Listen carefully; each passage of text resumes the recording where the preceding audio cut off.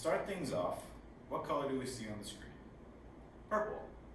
Now what if I told you that purple does not exist? It doesn't. And I can tell you why that is. The human eye is made up of 3 cones. Each of these 3 cones are made up of 3 distinct spectrums of light. Blue, green, and red in that respective order. What happens is when we see the color purple, the blue and red sensors go off. And the brain interprets this as, I'm getting a little bit of blue, and I'm getting a little bit of red. In between blue and red is green, so I must be getting green. But we also have a green sensor. And the green sensor doesn't pick up any green at all. So the brain's picking up green, and the green sensor's not picking up any green. You'd think this is just one giant malfunction in the brain. But here's the catch. The brain compensates for this by inventing a new color, purple, which is why purple is a figment of our imagination. My name is Ethan Allred, and my presentation is on the psychology of marketing and consumerism. And throughout this presentation, I'm going to be describing how the consumerist mind is easily taken advantage of by the marketing tactics utilized by major corporations in this day and age. So you're probably wondering, well, what did that first part have to do with anything in regards to marketing? And here's the thing. Rory Sutherland is a renowned marketing psychologist in the UK. And he uses this exact same analogy to describe human perception. He deems it as irrational, that it's a phenomenon in which walks the tightrope of what subjective and objective reality should be. So you think when a person does A, objectively speaking, it should be followed by B. But then the reality is it's followed by C, D, E, and so on and so forth. And this exact same concept trickles into the very aspect of marketing. And major corporations look at that and they go, let's use that to our advantage as far as our marketing goes. Let's look at some examples here. So the movie Airplane is a comedy from the 1980s, and it's about a group of people stuck on a plane that needs to make an emergency landing. And eventually, throughout a lot of chaos and so on, they make an emergency landing and everything's totally fine. And there's one scene in particular that really encapsulates this aspect of human irrationality, and it's the emergency landing scene. On the left of the screen, we have Ted Stryker, who is the only person left that can make this landing. And he's making direct contact with ground control run by the captain, the man on the right of the screen. And what's funny about the captain is that the movie does a really good job amping up his character as a stereotypical Vietnam War veteran, super patriotic, all about war kind of personality. And throughout this scene, one of the assistants asks the captain, "Sir, shouldn't we turn on the runway lights?"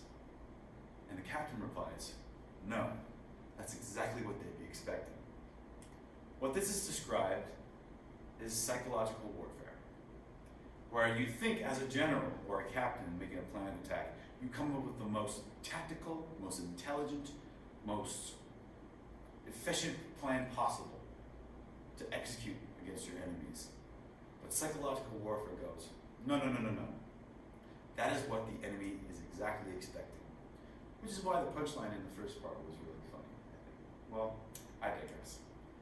So now let's look at some examples through an exercise where we can see some real world examples throughout. And as for this exercise, our job as the next leading soda can company, or soda company for that matter, is to come up with a new soda product that will directly compete with this can of Coca-Cola right here. So we have to come up with a bunch of attributes and characteristics that we think would beat this product. And there are many of those characteristics that we can choose from. But I think the main 3 are these. It comes in a bigger quantity, it's a lot cheaper, and it's a lot better tasting. So, through an economical standpoint, when we have 2 products paired off, one by one, let's say product A and product B, and product B has those 3 qualities over the other product, or product A, you'd think that a person seeing these 2 side by side would go, obviously I'm going for A. But the reality is, they look at that and they go, well, that's just too good to be true. This in turn translates to something called perceived value, where companies will market product A, though it is worse than product B, as the more prestigious product. Now, let's look at some actual real world examples here.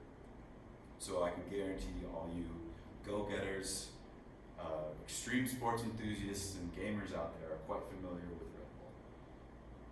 And generally speaking, the traditional Red Bull can, in comparison to the Coca-Cola can, is a lot smaller, it's a lot more expensive, and it is hard to really measure taste, as it is sort of a subjective thing. But let's just say, for the sake of this presentation, that there is a bit of an aftertaste. So the majority of the qualities of a traditional Red Bull can is the complete opposite of a Coca-Cola can. And you think, from an economical, rational standpoint, they shouldn't be doing as well as Coca-Cola. Well, they're actually killing it as far as their company goes, as far as their sales goes. And they have the facts to back it up. Let's look at them. Over 7.7 billion cans have been distributed worldwide. Forbes has already listed them as one of the top leading brands of 2019. And they have a net revenue of over $9.9 billion. Now keep in mind, Red Bull is only 7 years old. They started in 2012. So, to tie all this together, the consumerist mind is an irrational one. And major corporations, just like Red Bull, look at this and utilize their own marketing tactics to take advantage of this, such as utilizing psychological warfare, which in turn can be utilized as a part of perceived value. And if there's anything I want you all to take away from this presentation, it would be this. The color purple is a figment of our imagination. Thank you very much.